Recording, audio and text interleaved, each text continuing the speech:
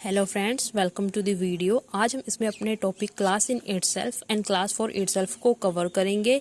इससे पहली वीडियो में हमने देखा कि क्लास क्या होती है और क्लास पोलराइजेशन क्या है।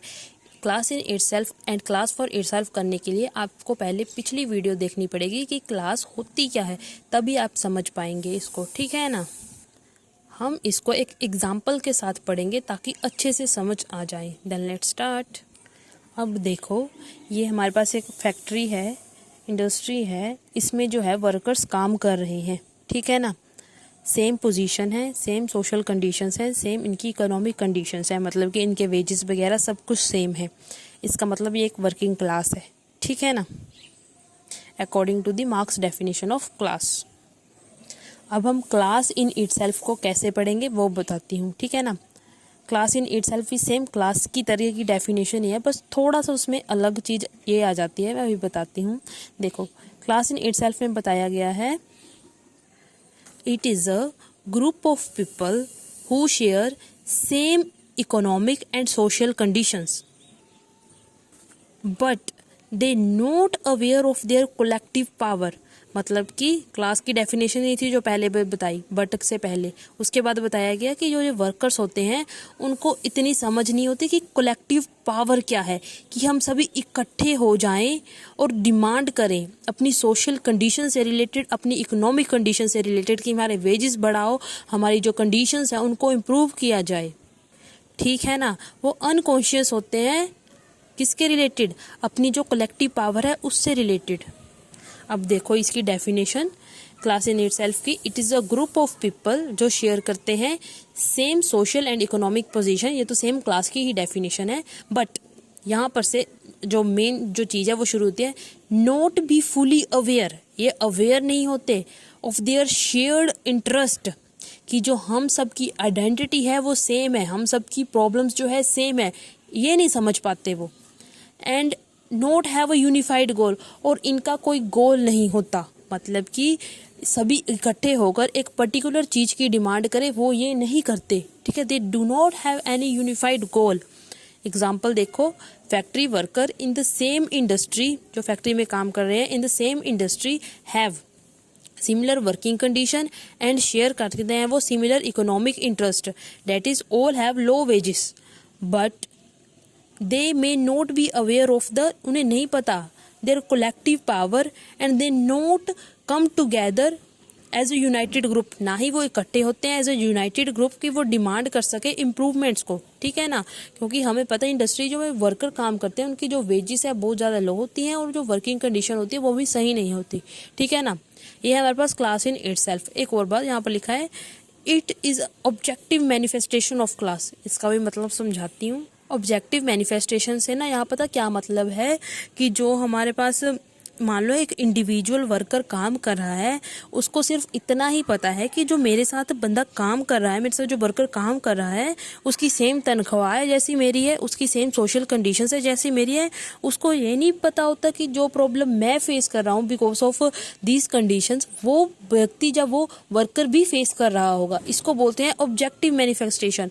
मतलब कि जितने भी वर्कर्स काम कर रहे होते हैं, बस उनको इतना ही पता होता है कि जो हमारे साथ वाला व्यक्ति है वो सेम वेजेस ले रहा है, सेम क्या कर रहा है, वो सेम सोशल कंडीशन में काम कर रहा है। उनको क्या नहीं पता होता कि जो प्रॉब्लम हम फेस कर रहे हैं वो भी क्या वो प्रॉब्लम फेस कर रहे हैं। इस तरह वो एक ग्रुप नहीं बना पाते, इकट्ठे नहीं हो पाते कि एक कलेक्टिव गोल रखे या जो हमारी डिमांड्स हैं उनको पूरा करने के लिए क्या करें, आवाज़ उठाएं। इसको बोलते हैं ऑब्जेक्टिव मैनिफेस्टेशन, राइट। उसके बाद हम देखेंगे आगे, ये एग्जाम्पल वाली है, ये नहीं करनी है फॉर एग्जाम्पल।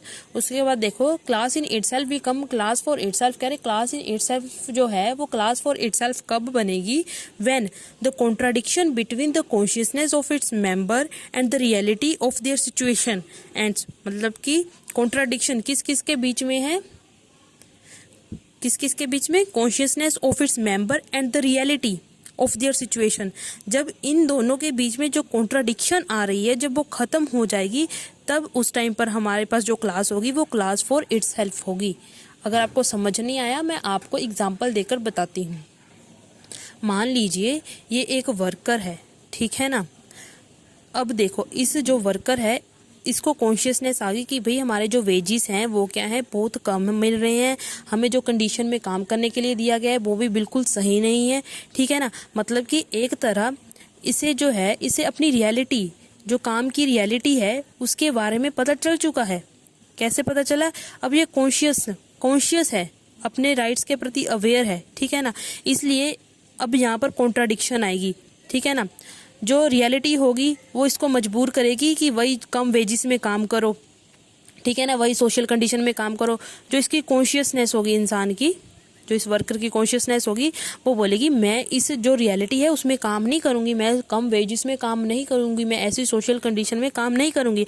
इस तरह जो कॉन्शियसनेस है और रियलिटी है, इनमें क्या यहाँ पर हो रहा है? कॉन्ट्राडिक्शन। यहाँ पर इनमें क्या हो रहा है? कॉन्ट्राडिक्शन, ठीक है ना। जब ये कॉन्ट्राडिक्शन खत्म हो जाएगा, ये कॉन्ट्राडिक्शन पता कब खत्म होगा? जब जो ओनर होगा वो इनके वेजिस को बढ़ा देगा और इनकी कंडीशंस को इम्प्रूव कर देगा, तब ये कॉन्ट्राडिक्शन खत्म हो जाएगा। अब तब जो हमारे पास क्लास आएगी वो आएगी क्लास फॉर इटसेल्फ, क्योंकि अब यहाँ पर जो कॉन्शियसनेस होगी वर्कर को वो पूरी तरह से आ चुकी होगी। वर्कर अवेयर होगा अबाउट देयर राइट्स, राइट,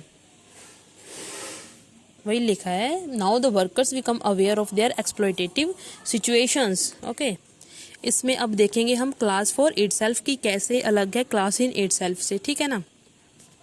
देखिए अब देखिए सारा कुछ सेम ही है क्लास इन इटसेल्फ से, बस थोड़ी सी चीज़ अलग है। Class in itself, class for itself में दोनों में जो है सिमिलर पोजीशन शेयर कर रहे होंगे। कौन? वर्कर्स, ठीक है ना। Share similar position, same economic conditions, ठीक है। फ़र्क ये होगा क्लास इन इटसेल्फ में जो वर्कर्स हैं वो एक ग्रुप नहीं बना पाएंगे ताकि अपनी डिमांड को मनवा सके, लेकिन क्लास फॉर इटसेल्फ में ये सभी वर्कर्स जो हैं ये क्या करेंगे? एक ग्रुप बना लेंगे, अपने ये सारे इकट्ठे होकर ग्रुप बनाएंगे। ग्रुप बनाने के बाद अपनी डिमांड को क्या करेंगे? सामने रखेंगे, उनकी हमारी डिमांडों को पूरा किया जाए, राइट।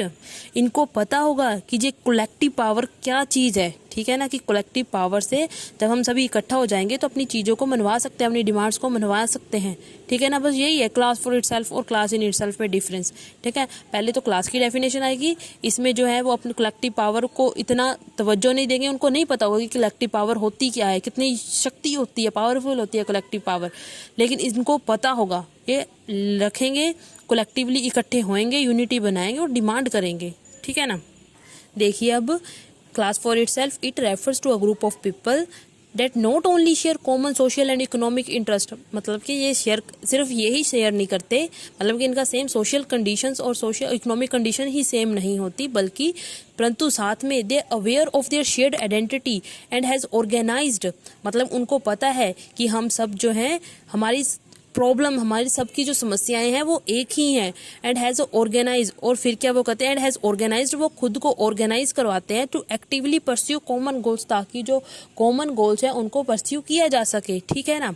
आगे देखिए, if industrial worker unite from a labour, example दी रखिए। अब कह रहे अगर जो इंडस्ट्रियल वर्कर है वो यूनाइट हो जाते हैं, वो एक लेबर यूनियन बना लेंगे, ठीक है ना। एंड लेबर यूनियन बना लेंगे, अब क्या करेंगे? वो कलेक्टिवली अपनी डिमांड को रखेंगे कि हमारे भी है जो इम्प्रूव करो, जो हमारी वर्किंग कंडीशंस हैं उनको, एंड हमारे जो वेजेस हैं उनको बढ़ाओ। जब ये ऐसा करेंगे तब जो है जो क्लास होगी तब हम उसको बोलेंगे क्लास फॉर इटसेल्फ, ठीक है ना। जब इकट्ठे होकर अपनी डिमांड्स को रखेंगे तब वो क्लास कहलाएगी class for itself. They are consciously working together, ये क्या करेंगे? कॉन्शियसली एक साथ काम करेंगे टुवार्ड दी कॉमन गोल, अपना जो कॉमन ऑब्जेक्टिव है या कोई पर्टिकुलर डिमांड उन्होंने रखी है उसको अचीव करने के लिए, राइट। हाँ, इट इज़ द जो क्लास फॉर इटसेल्फ है is the subjective manifestation of class. Subjective manifestation of class का मतलब है कि यहाँ पर जो वर्कर है उसको पता है जिस कंडीशन या जिस प्रॉब्लम का सामना मैं कर रहा हूँ वही प्रॉब्लम जो है बाकी वर्कर्स भी फेस कर रहे होंगे, इसलिए वो सभी इकट्ठे हो जाते हैं और एक कलेक्टिव गोल के लिए वो क्या करते हैं? फर्दर डिमांड करते हैं, ठीक है ना। यही है सब्जेक्टिव मैनिफेस्टेशन का मतलब।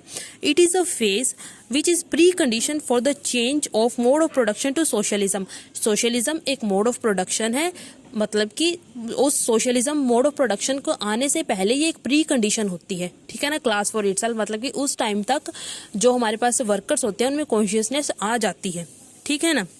Transformation from class in itself to class for itself is governed by, कि जो ट्रांसफॉर्मेशन होती है क्लास इन इटसेल्फ से क्लास फॉर इटसेल्फ से, वो किन किन कारणों से होती है? जब एक्सप्लॉइटेशन ज़्यादा बढ़ने लग जाता है, जब हमारे पास जो हैव्स और हैव नोट्स के बीच का गैप है वो भी बढ़ने लग जाता है, ठीक है ना। पोलराइजेशन जो है फर्दर हेस्टन कर देती है, इस प्रोसेस को और तेज कर देती है, ठीक है ना।